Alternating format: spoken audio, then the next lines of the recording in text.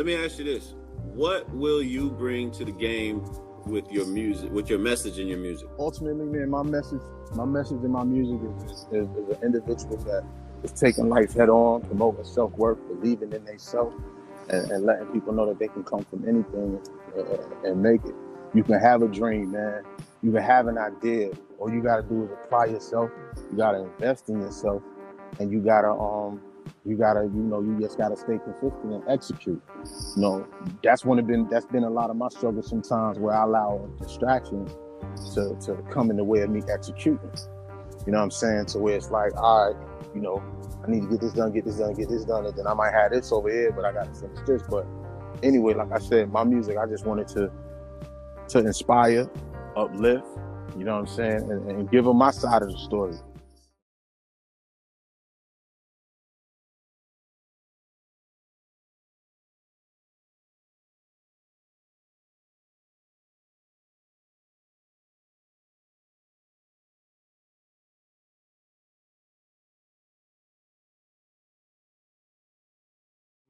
I'm all right. You know what I'm saying? I don't necessarily have to be happy. I just don't want to be sad. I don't want to be down. I don't want to be depressed. And when you have all these expectations of people that you have no control over, you're going to be fucking upset, depressed, let down, all these things. You know what I'm saying? Because you keep having these unrealistic expectations of people.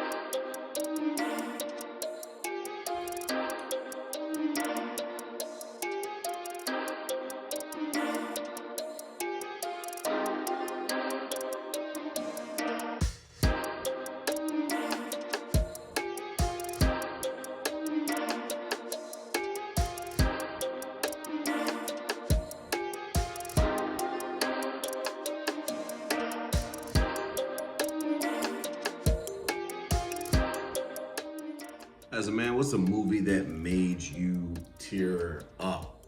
As much as I like The Lion King, I think I was more confused than I was teary-eyed seeing Mufasa die. More so like the post thing, Mufasa dying. Like Simba really believing that he was at fault for Mufasa dying. But a movie that made me tear up was, crazy enough, Coach Carter did. I don't know, it just felt like, because that movie came out right when I joined the Air Force. So about 04, 04, 05 time frame. And just having, I say coming from where I come from, it's not to say like, I wouldn't equate like growing up in Suffolk as being like growing up in like that part of Richmond, California, you know what I'm saying, as far as violence go.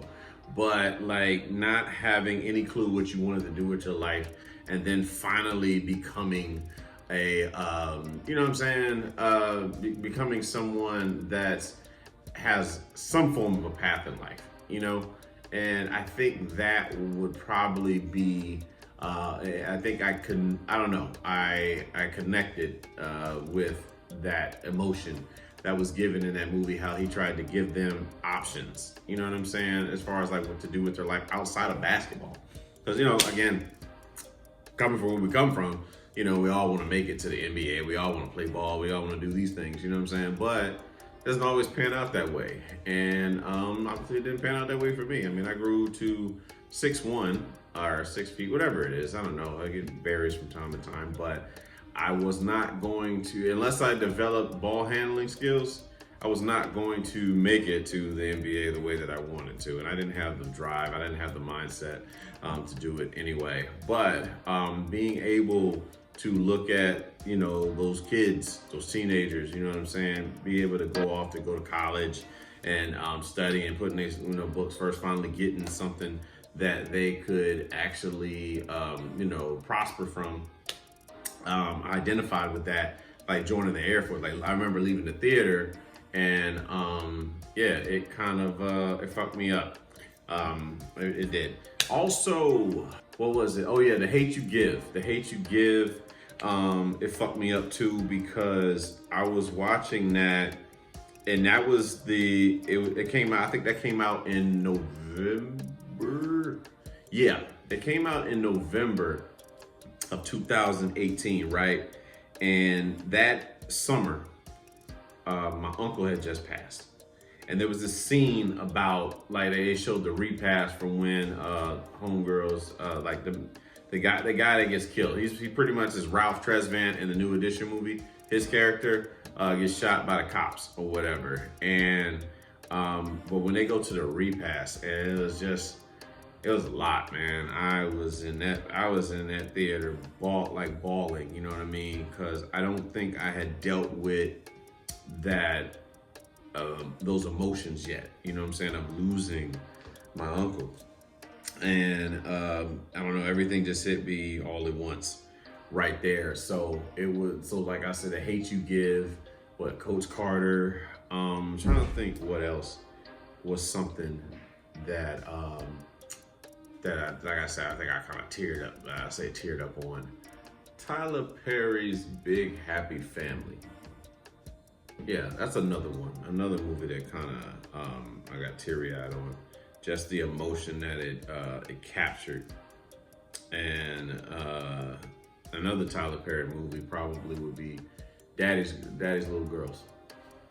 You know, just to see how the man pretty much fought for his kids, you know, the way that he had to, what he had to go up against, you know, mom dating, you know what I'm saying, guy that's not really the best for her, you know what I'm saying, street cat or whatever, and just seeing his fight to just try to live right, you know what I'm saying, and live and just, you know, do the best that he can to try to do right by his girls, you know what I mean? And like to see that fight just go on like that, and having, you know, no money, having not the means of what he's gonna do, just knowing he had to do something like to save his girls and all that stuff, man. And it just, again, Tyler Perry does a great job at capturing your emotion.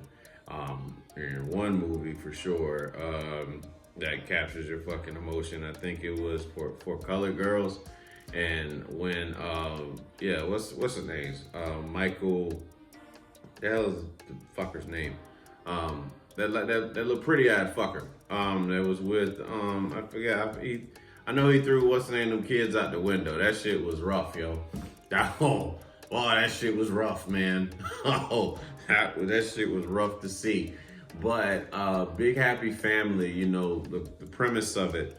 A mother trying to gather her kids together so she can share, you know, the fact that she's going to be leaving soon, you know what I'm saying, leaving this earth soon due to cancer.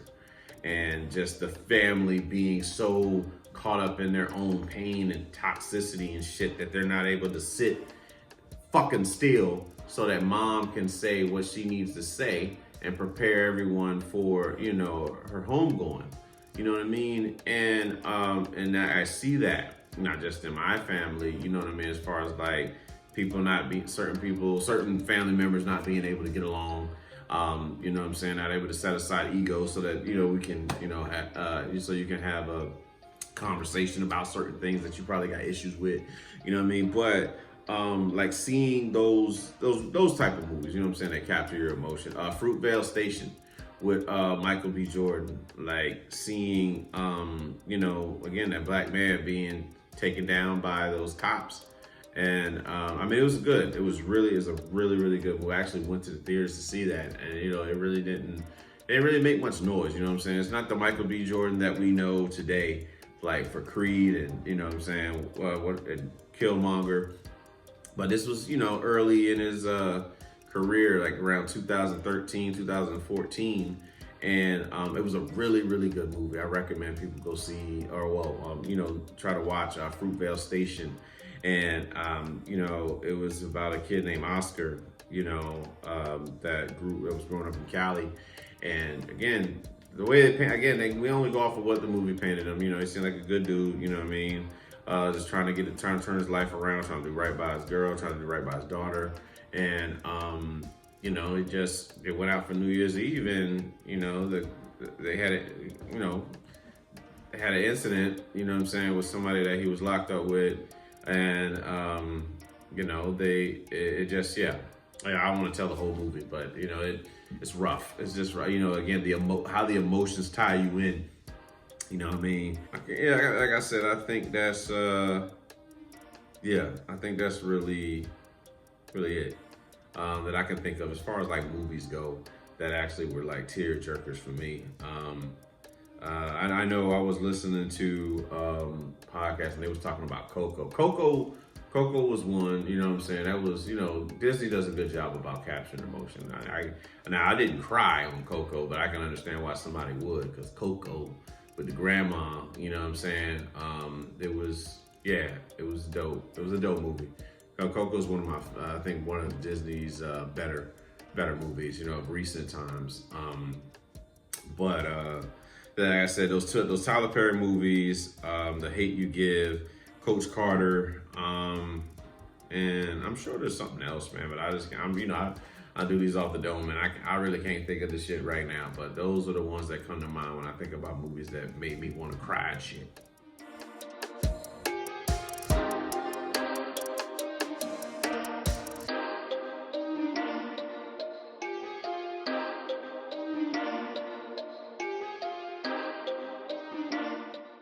What do you think is keeping you from complete happiness? The pursuit of happiness. Looking for the shit. To be honest. That's like, happiness is not something you find. You just be, you know what I mean? And I think that I spent years trying to find this perfect image of what happiness looked like. And I think that would stem from, I really do believe it stemmed from like some form of trauma. It could be joining the military, you know what I'm saying? And being away from your family for the first time and trying to recreate shit, going through a bad breakup, and then trying to create the perfect person because of that fucking breakup. So somebody paying for her fucking mistakes, you know what I'm saying? And then you get in that relationship, and that becomes another bad breakup. And it's like a pattern and shit like that. So now you're trying to, again, piece together this perfect person out of a flawed individual. You know what I'm saying? And you yourself are flawed as well. And I really do believe that is stemming from the trauma. You know what I mean? When you try to create perfection, and we are imperfectly perfect. You know, perfect imperfections is all we have. And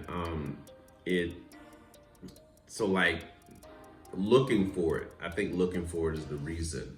And it took me a while to learn how to just be and not look for anything, you know.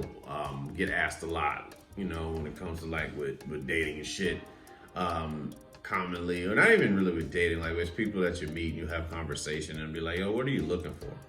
And I'd be like, I'm not looking for anything. You know what I'm saying? Like when I met my best friend in the military, right? And I wasn't looking for that nigga. You know what I'm saying? Like, I wasn't looking for a best friend. I was trying to survive, if anything. You know, the friends that we made in high school, middle school, I wasn't looking for them. Maybe elementary school, I probably was looking for friends. You know what I'm saying? That's a typical thing. They try to make you go out and seek. But I wasn't looking. You know what I'm saying? Like, it just happened, you know, for a lot of us. Me, Shad, Joe, Elgin, Rudy, Rodney, all of them. Shout out to them, man. Hopefully they're doing well, you know what I'm saying, and like in life. I'm wishing them nothing but positive and healing energy. But like all of us, like in high school, we weren't looking. I don't think I wasn't looking for it. It just happened, and it happened by being in the present moment with them. You know what I'm saying? Same with you know, let's say Darius, Josh, Mac, Marquise, Lucius, Dante. You know what I'm saying? All of us, you know, like I said, RIP to Mac, you know what I mean? Pug, all of us, we did not set out to to look for one another, you know what I'm saying? We just kind of became friends in the mix, and by being in the present.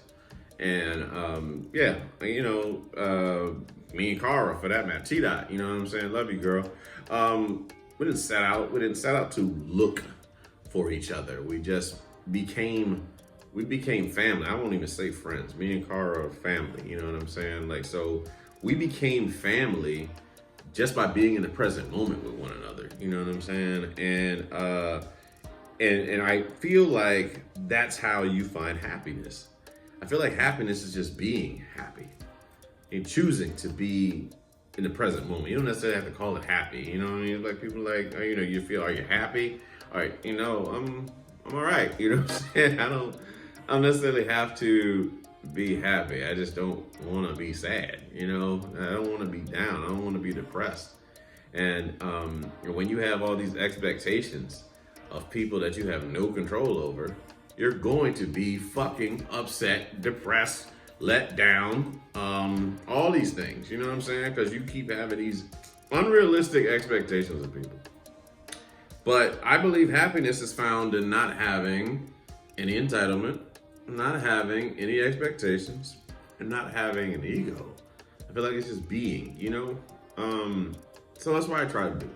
I do my best to try to live in the present moment. I tell, my friends, my family, I appreciate you living in the present moment with me.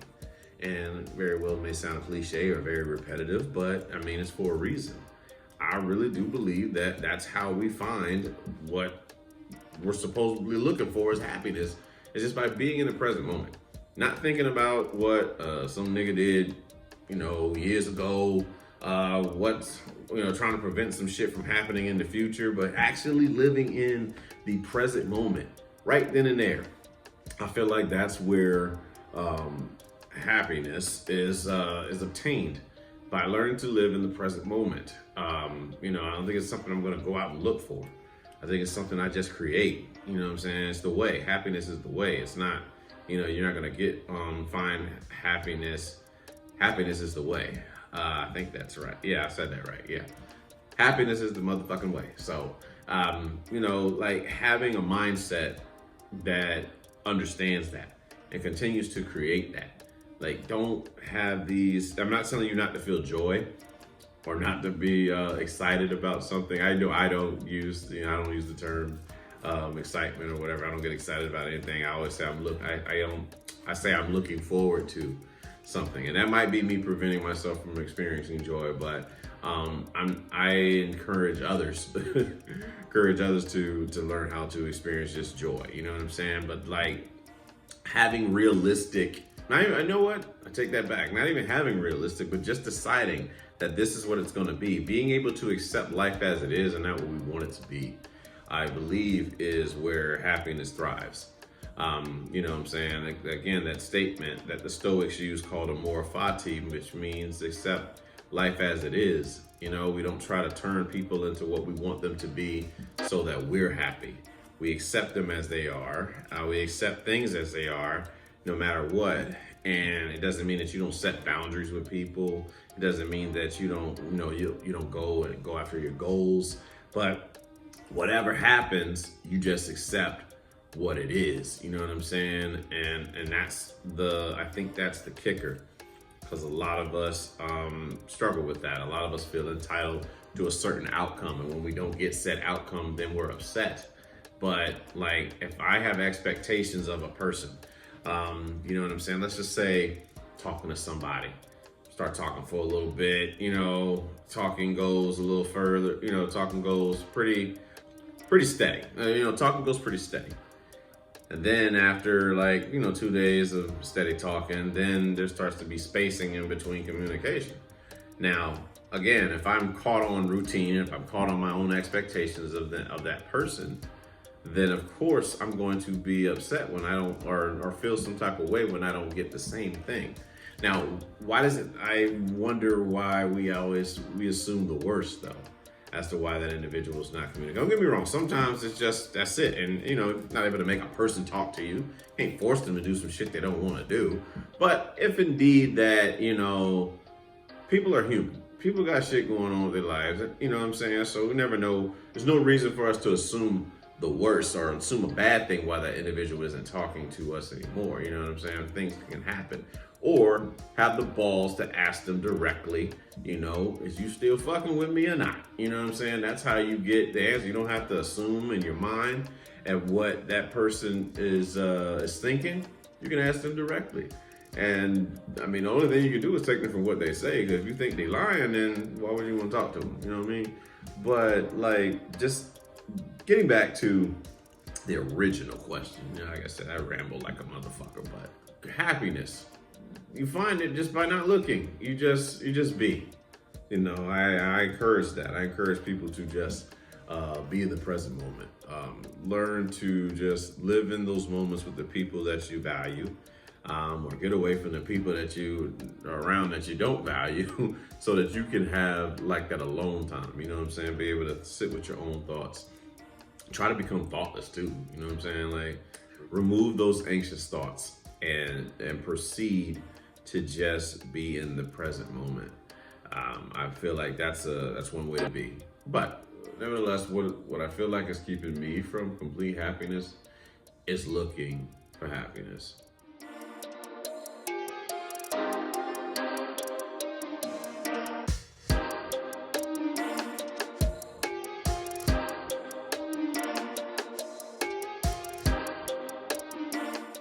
If you could ask God a question, what would it be? Okay, straight up. Like, I know some people are going to feel some type of way. I honestly could give a fuck less. As far as, like, you get very protective when you hear about, when you talk about God and religion, and like, I could just say these things. Well, it's about to get really graphic. I would truly ask God, why in the hell are people speaking for you as if you are not God? You know what I'm saying? I got people being very defensive over you when you are God. You're God. I'm gonna take these damn glasses off for this shit. Yeah, you're God.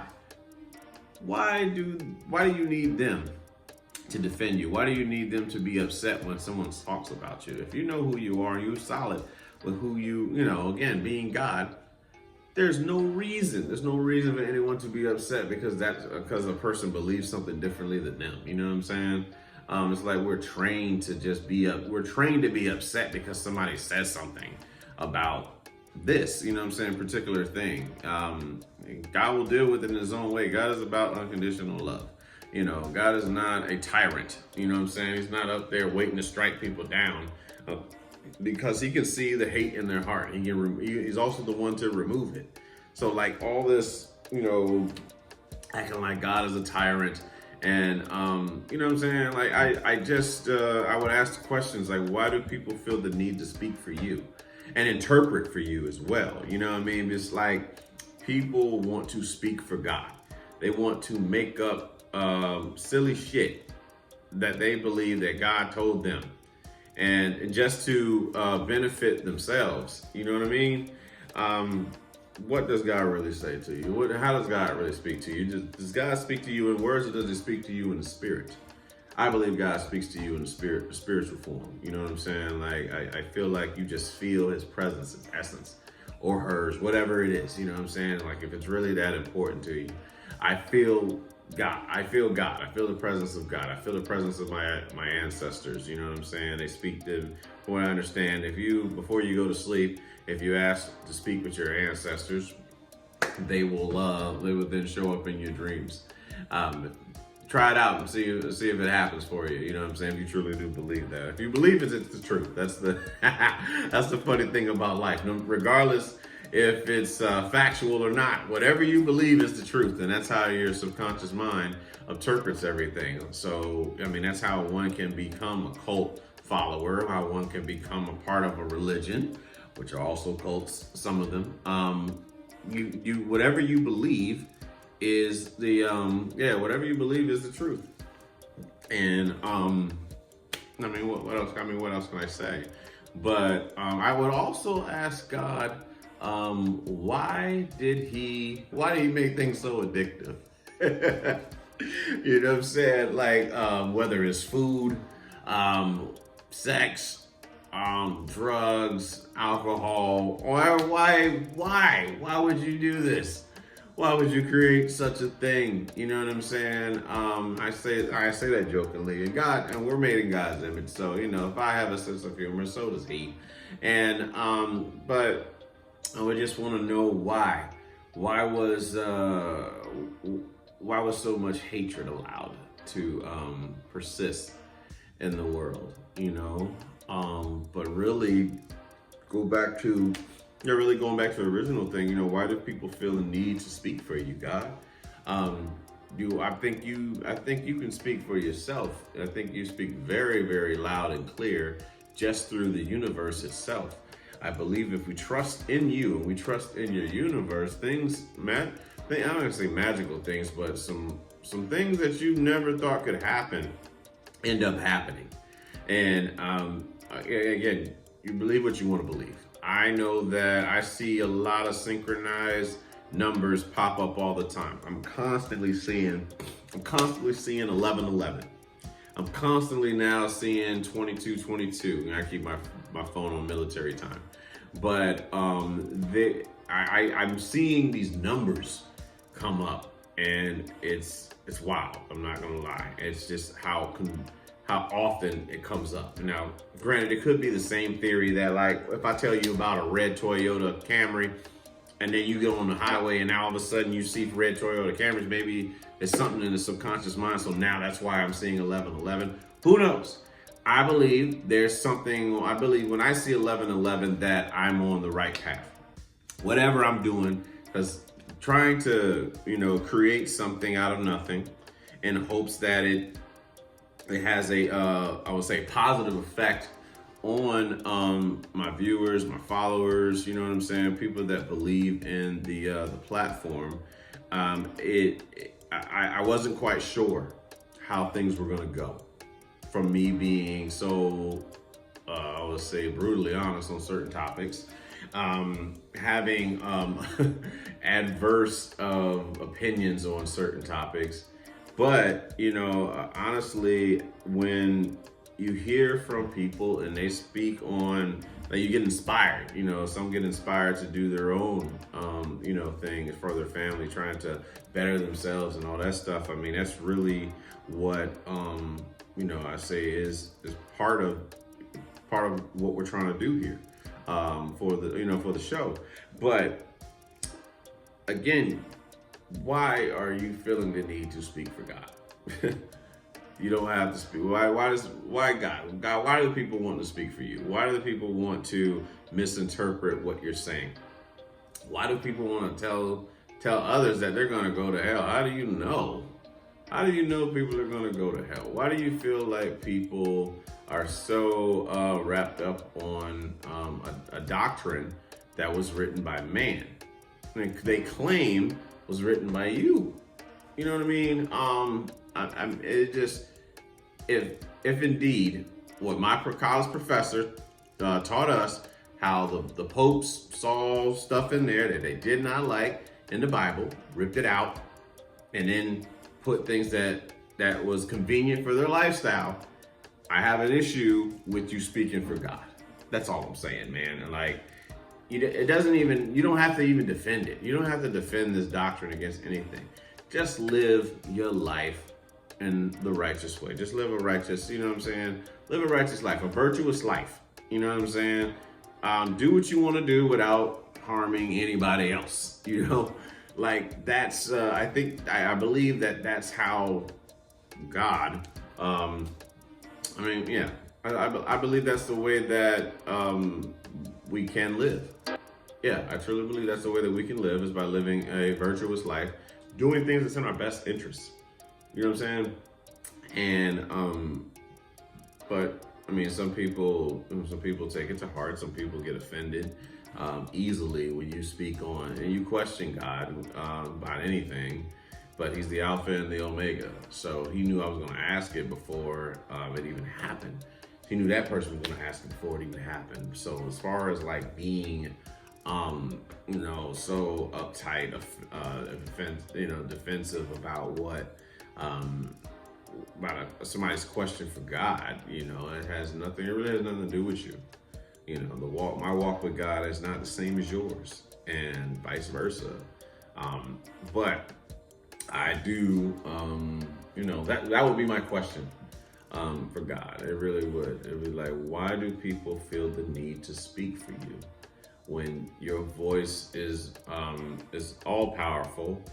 You're omnipotent, the Alpha and the Omega, all these things that we speak about throughout church. See, everybody believe in God until something happens, and then fears come out. You know what I mean? Like everybody believed in God, was ready to go. Said they was ready to go to heaven, and then COVID hit, and everybody's scared as hell to come out the house.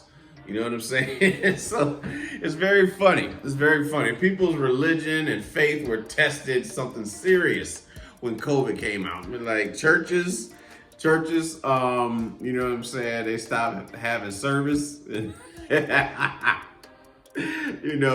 just really funny. It's really funny how that pans out, man. But I mean, obviously, the pandemic itself is not funny. The lives that were lost, that's not the comedic edge, for it. It's more, well, for this particular thing, well, to be clear, it's just like this concept that you're so protected, you believe in this faith, and then when something as serious as this hits, then it's like you lost your faith. You know what I'm saying? You didn't trust it. But I mean, don't get me wrong. There was some churches that was like some pastors that was talking, still having sermons, and then popped up dead. You know what I'm saying? So it's like I'm not faulting those that have a strong belief in their faith and stay their ass at home. But it's just COVID just brought out a lot, especially when it came to like with the churches and all that stuff. People like, I don't believe in that, what is that COVID and all of that. We're still going to go here to church. We're going to have church right now. And then pop up, 2 weeks later, and it's like, wow, we get infected with this stuff, So it's just very funny how, how people take matters into their own hands when it comes to God and their feelings on those things. But if I had a question for God, it would be, why do they feel the need to speak for you?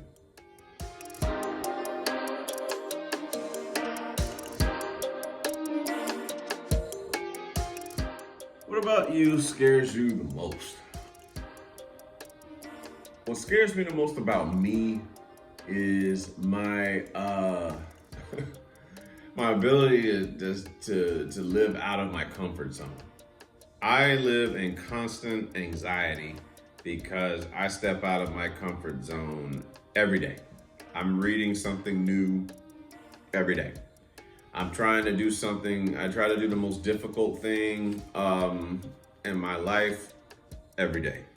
And it leaves me in constant, shakes sometimes in the mind, anxiety kicks in.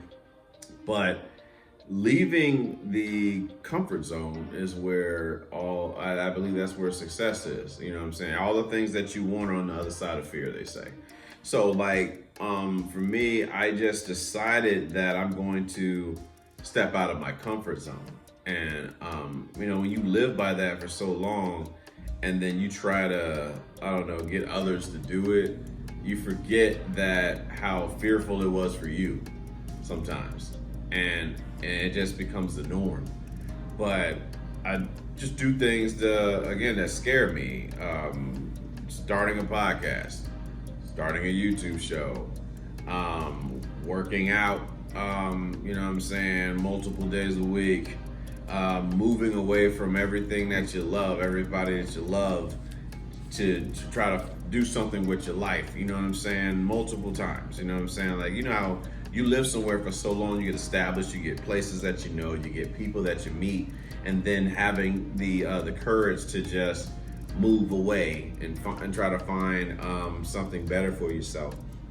I believe that scares me the most because there are times where I get overwhelmed about that anxiety and unsure if I made the right decision. Yeah, I get kind of fearful on the decisions that were made, but everything makes sense looking back. It never makes sense looking forward. So you just got to be willing to live with the consequences of the decisions that you made. And there's always a lesson. You know what I'm saying? You don't have to beat yourself up. There's a lesson in it. It wasn't meant for you to beat yourself up. It's not a life sentence. It was a lesson. And so whenever you do something that doesn't really bode well for you, you learn from it. You know what I'm saying? Like, you decide if you're gonna do it the same way again to get the same result, or if you're going to improve it, or if you're just not gonna do it at all. And I think that, like I said, I think that's what scares me the most is, excuse me, and I think that's what scares me the most is the fact that I'm willing to leave the fucking comfort zone. You know what I'm saying? Like trying different foods, trying new fashion, for that matter, trying to expand horizons, reading books more. You know what I'm saying? Like I really, like I said, I say all the time, I really was not into reading books, but I don't go a day without learning some form of literature. You know what I'm saying? Every day is there's something being read, be it Audible, be it, you know, the books that I keep in my work bag for work. You know what I'm saying?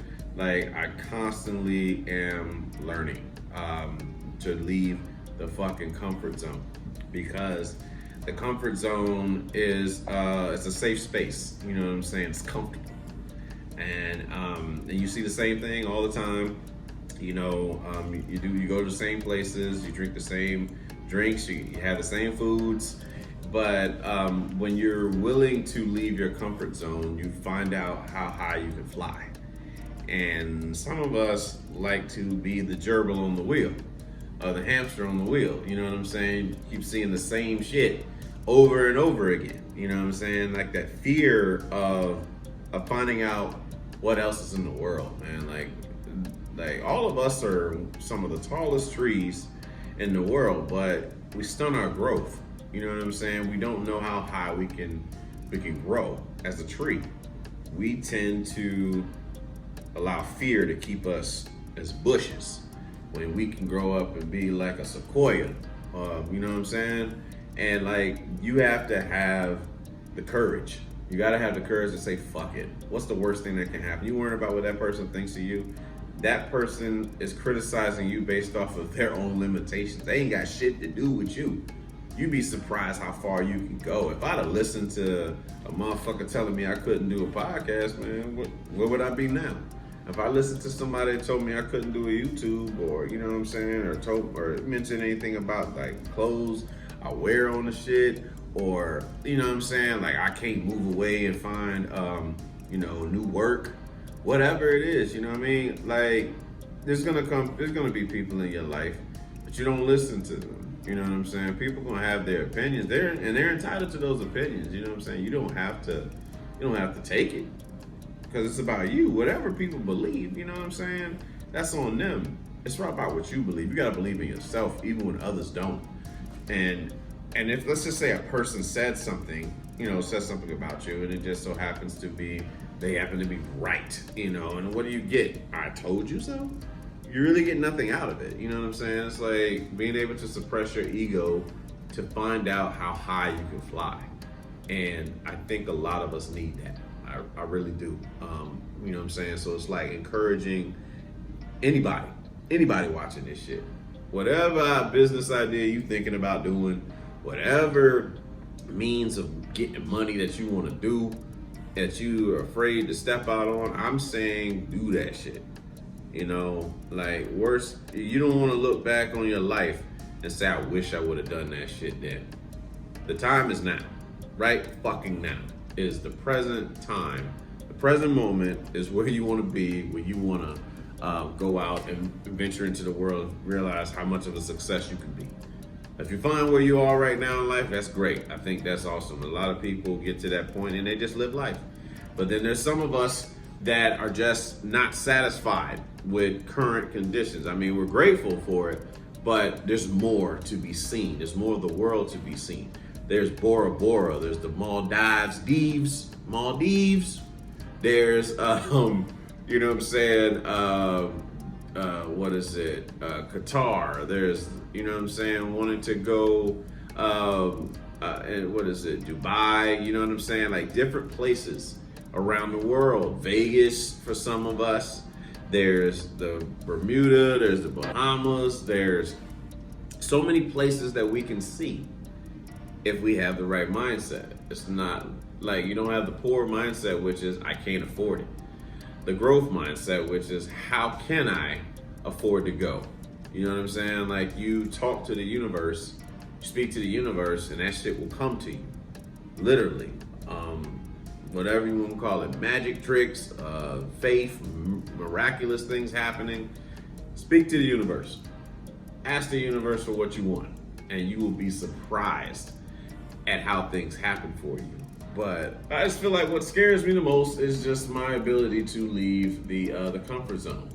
It really puts me in a position where I burn the boats behind me, and whatever's gonna happen in front of me, I gotta go. And that's scary. You know, a lot of people are afraid to leave the comfort zone. They're afraid to leave everyone they know. They're okay with just where they are with life. You know what I'm saying? Doing the same old shit instead of trying different things. You know, and I pride myself on that. I pride myself on the fact that I'm willing to bear it all, put myself out there, and sink or swim. That's really all it is. But yeah. So when it comes to fear, you know, as far as like what scares me the most about myself, it's the fact that I will leave the comfort zone and I'll go see what the fuck is out there.